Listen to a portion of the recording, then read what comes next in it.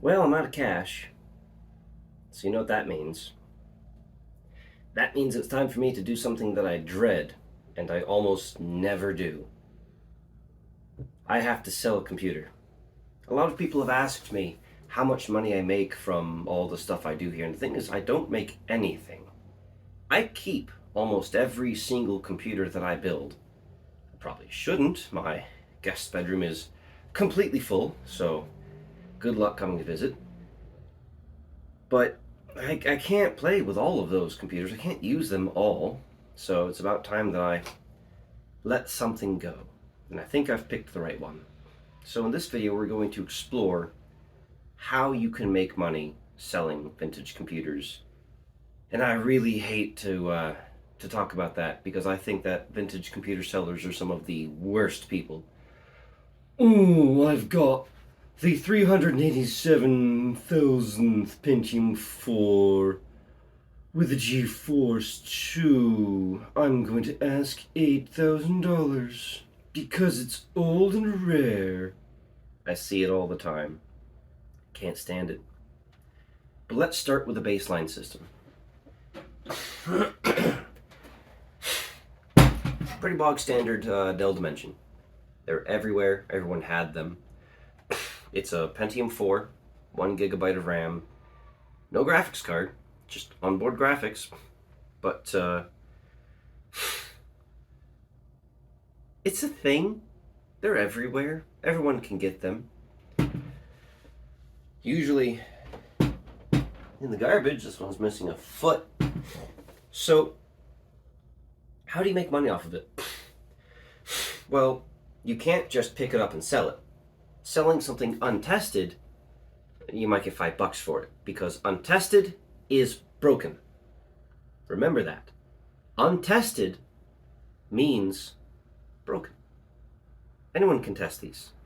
Anyone can test these. If it's not tested, it's broken.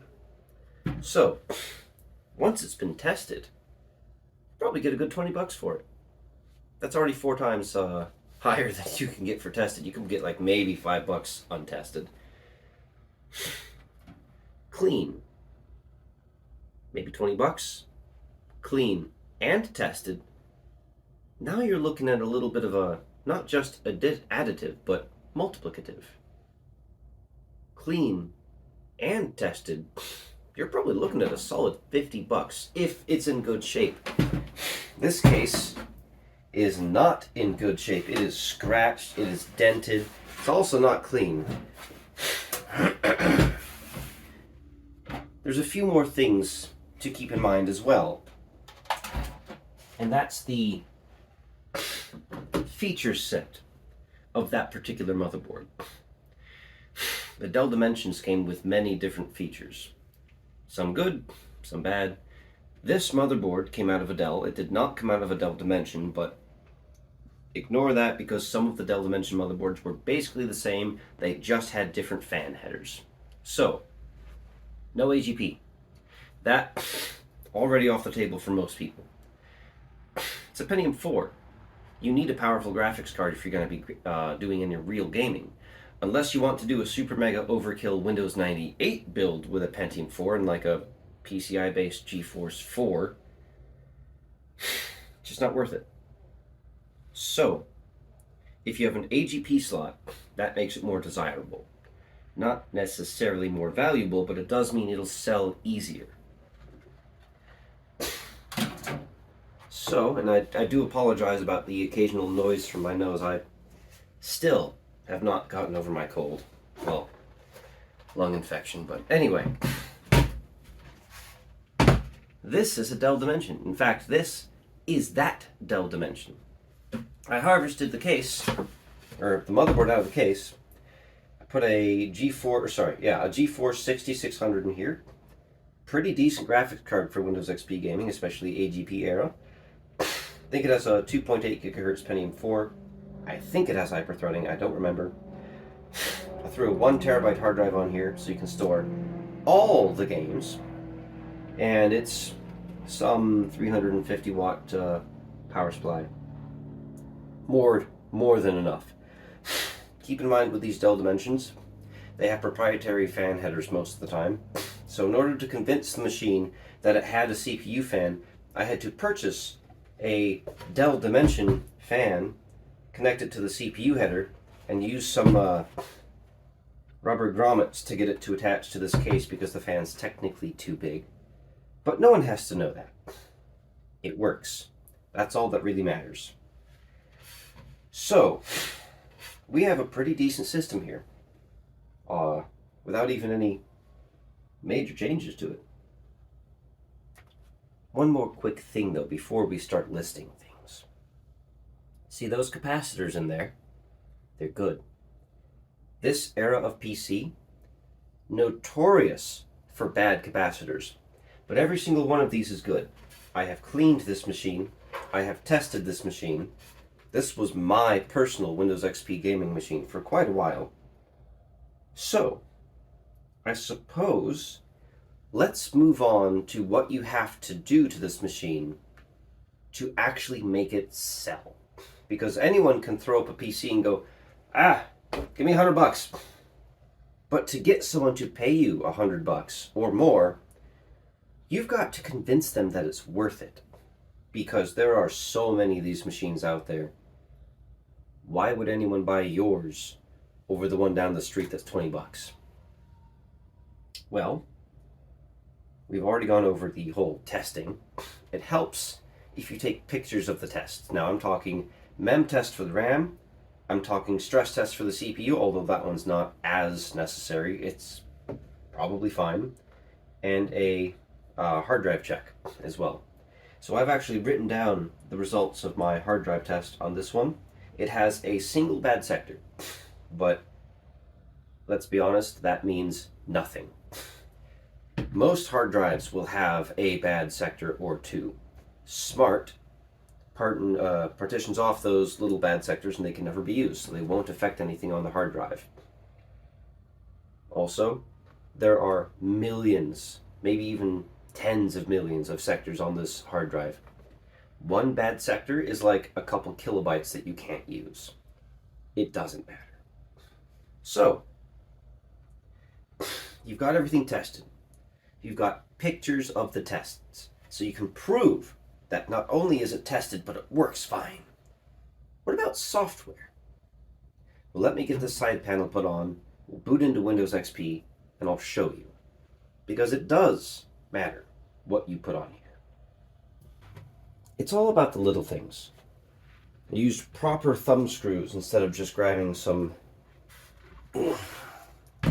regular case screws. Also, I have a hat full of computer feet that I can't quite explain, but that is equally important.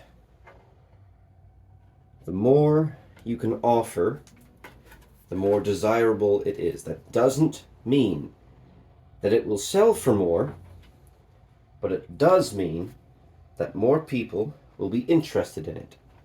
If they see that you skimped out on feet for the case, they might think to themselves, well, what else did he skimp out on? So, let's get this. Oh, that's right, I put a custom Windows XP badge on there. I completely forgot about that.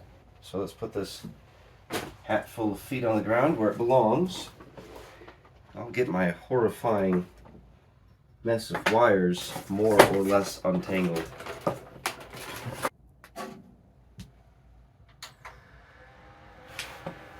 I think I still need to set the date and the BIOS on this. So let's see. Yes, I know it's a little loud. There's not a whole lot that I can do about that, unfortunately. Okay, yep. I don't know what time it is, but I think it's somewhere around 4 o'clock.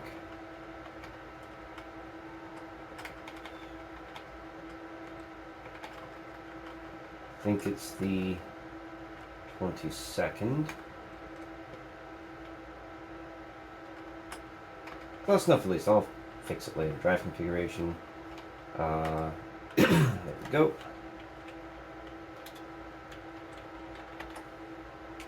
That's good. It detects it. I will have to test it later. I don't know why that's set to... We'll just leave it. Dual channel, okay. Let's try enabled.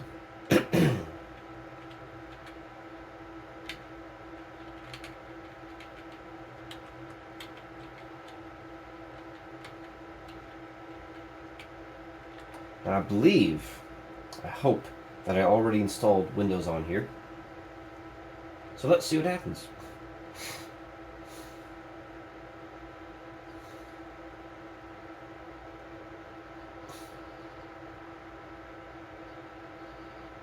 Okay. Now, one of the benefits that most people don't remember about hard drives is the larger the hard drive, the faster it is. Because a 7200 RPM hard drive spins its platter at 7200 RPM. And if it's like an 80 gigabyte hard drive, from say here to here might be 1 gig, while on a 1 terabyte hard drive from here to here might be 1 gig. So there's less physical space that needs to be traversed to get to the data. Okay. Looks like I might have already put a bunch of stuff on here. We might be just about good to go. Okay, what's this? Oh, that must have been something that I did, because that's just a recovery message. Let's see. Halo Custom Edition. Okay. It's not perfectly fit to the screen, but that's close enough. What is this? Oh, gotta mount the CD first.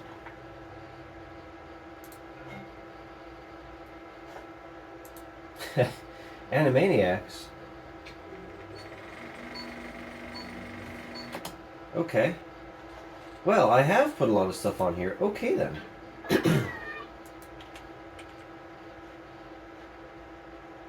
So, one of the things I wanted to go over was exactly this. If you throw Windows XP on, maybe run Snappy Driver Installer, that is not enough.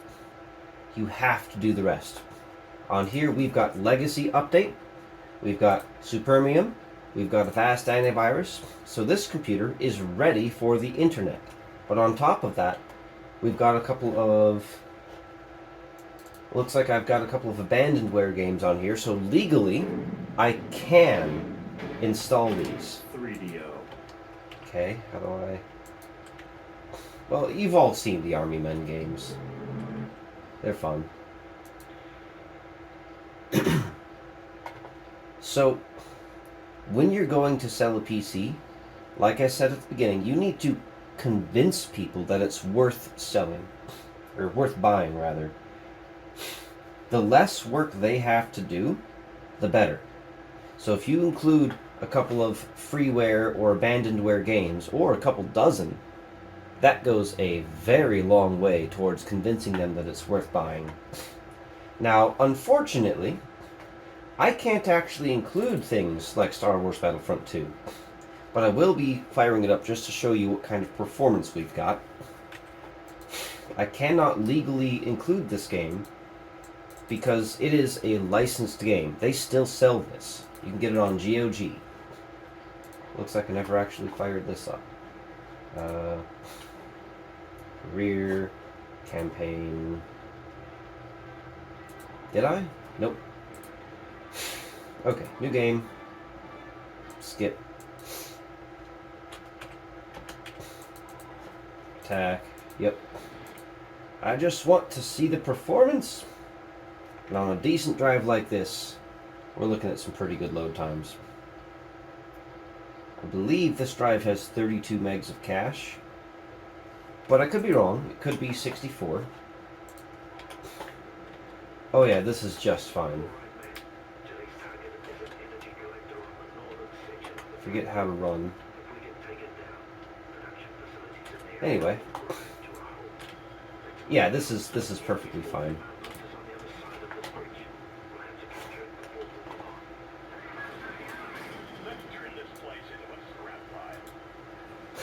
Anyway. So this is a pretty decent kind of early XP era gaming machine.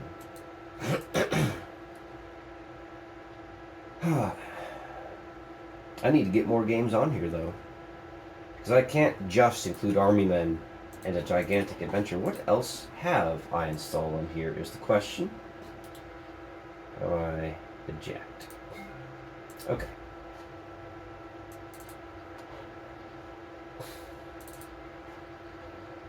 Looks like I haven't done too much on this yet. So, another question is, did I connect the front USB ports?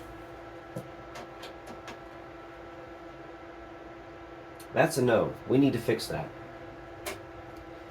Again, it's not that big of a deal since it has so many in the back, but every tiny little inconvenience is just another reason for people to not buy your PC.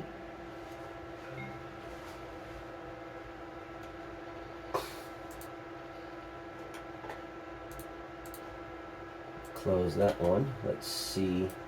Asteroid Miner. Dark Orbit's a good one. Dino Crisis.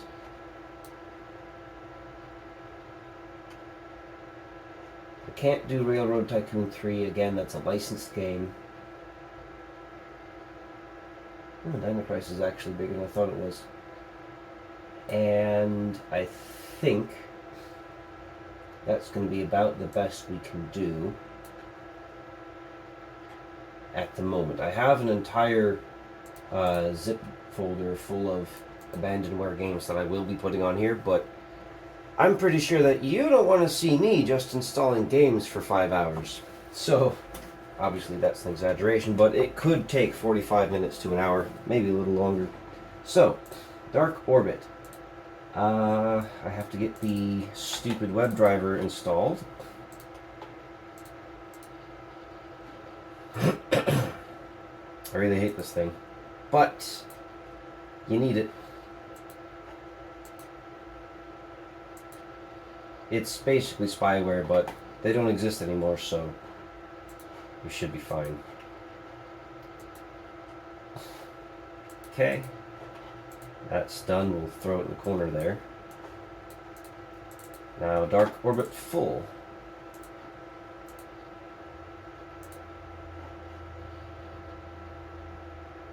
There we go, there's the setup. I think it's just pass. Open, it's open. Now this is abandonware, just like Asteroid Miner.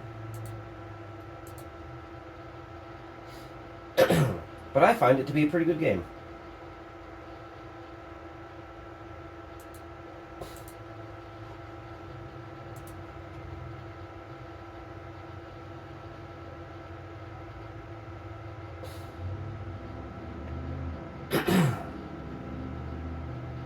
Yeah. You don't want to see me do an hour of this, but I'll just get this one, these couple done. No, I don't want to restart. So that's done. Asteroid Miner. I don't think I actually have to install this one. I think it just runs. Yes. I remember that. That's the "Are your speakers at full" noise.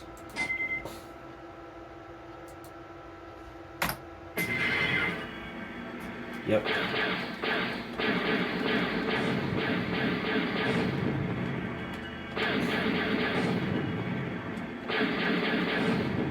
Ah, yes. This game. I played a lot of this game when I was a kid. So, it's actually really fun. So what I think I'm going to do is just create a shortcut. Actually, no. Let's move this to a different spot.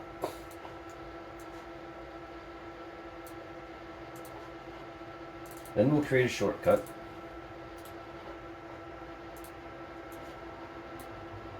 Move the shortcut to the desktop, and we should be good now. Dino Crisis. I have never actually played Dino Crisis.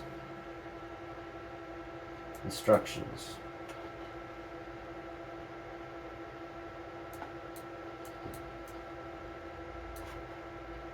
Can I get word wrap? Thank you. Okay.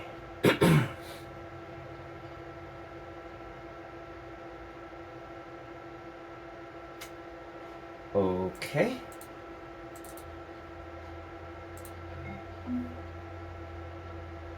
Sure. Pentium 200, I think we're good. Install. Sure. 600 whole megabytes.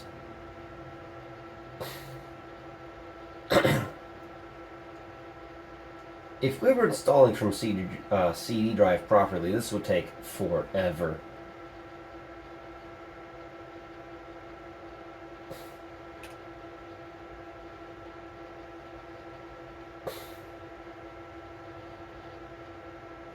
Okay. So in theory, if I throw that on there, we should be able to just play. Actually, it's already mounted, so...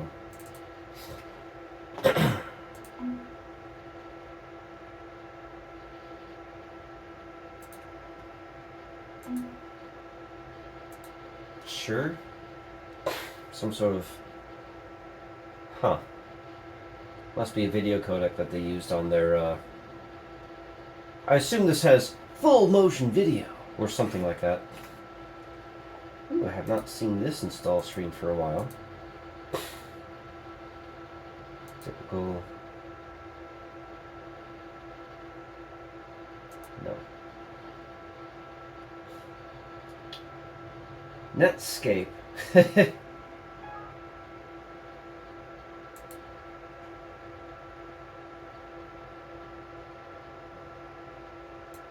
You know what? Let's just see. Oh. Uh-oh. Eject. Let's try this again. What have I done?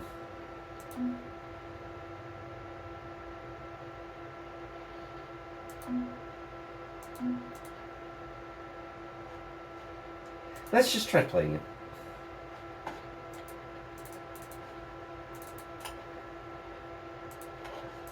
Oh dear.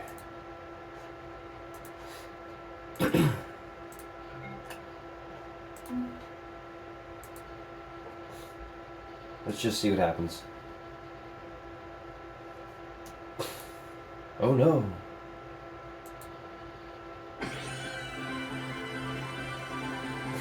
Seems to work just fine. Can't skip that.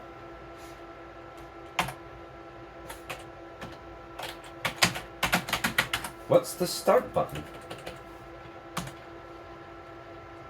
Okay.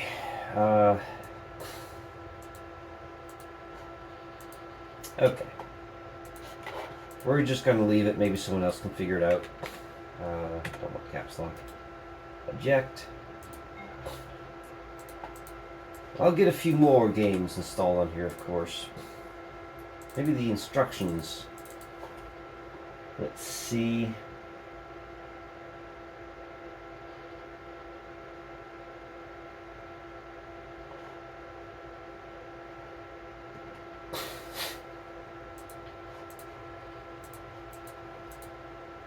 Doesn't really give me any information on what the start button is, so maybe I'll figure it out later. But my goal is to install another 10 or 15 abandonware games to make up for the loss of Unreal and all that. So I'm going to list this on eBay, and in order to convince people to buy it, you need pictures. So I'm going to get some pictures of a couple of games being played. Then I'm going to get a couple of pictures of the machine. Then I'm going to get a couple of pictures, one of the hard drive test and one of the RAM test. That way, when people see the listing, there's no doubt that it is in perfectly functional condition. That's going to take a very long time, and I am not going to link to the eBay listing in this video. I do not want my audience to affect the sale price of this machine. So, I will come back in a future video and let you know what it sold for. I'm hoping for around $150. Because of the custom case, I will be fixing these USB ports. And yeah, it should be a pretty decent machine for whoever gets it. I wonder if there's anything in the downloads folder. Or does it just go to, I think it just goes to my documents on XP.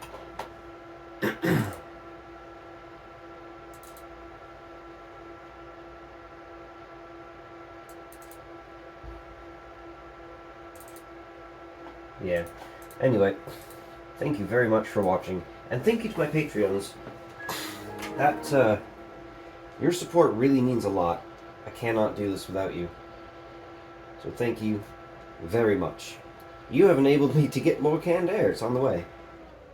And hopefully next week, we'll have something special. But, you'll have to wait. Oh yeah, and before I go, what are we going to do with this nasty old Dell Dimension case? Well, I'm thinking we make a sleeper.